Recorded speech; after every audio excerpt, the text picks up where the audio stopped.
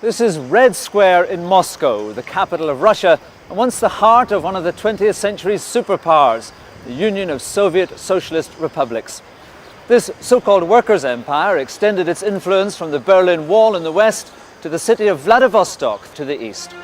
Every year on May Day, the USSR paraded its military might on these cobblestones for all the world to see. It was truly a force to be reckoned with.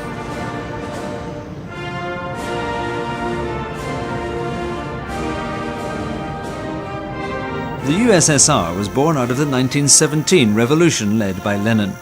He wanted to create a new society based on the ideas of a German thinker, Karl Marx, a communist society where wealth would be shared equally by the people who created it.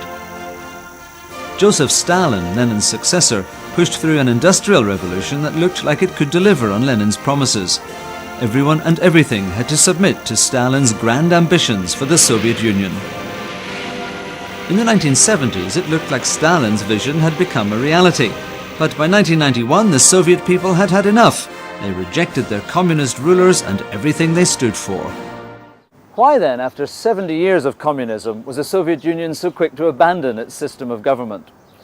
The answer to this question lies in the life and times of the last leader of the USSR, Mikhail Gorbachev. The impact of this individual was to bring down the curtain on a society forged in violent revolution.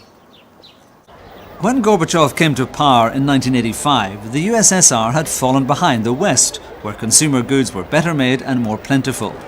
Free market, capitalist economies like Britain's and America's were successful. Gorbachev's communist economy, on the other hand, was on the verge of collapse. Unlike recent Soviet leaders, here was a man prepared to confront this problem head-on.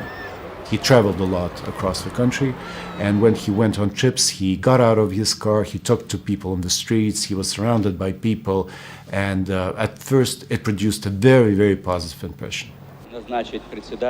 When Gorbachev came, and he was young, by our Soviet standards, he was young, so he came new blood, new mind, and the hope was really very, very big, very high.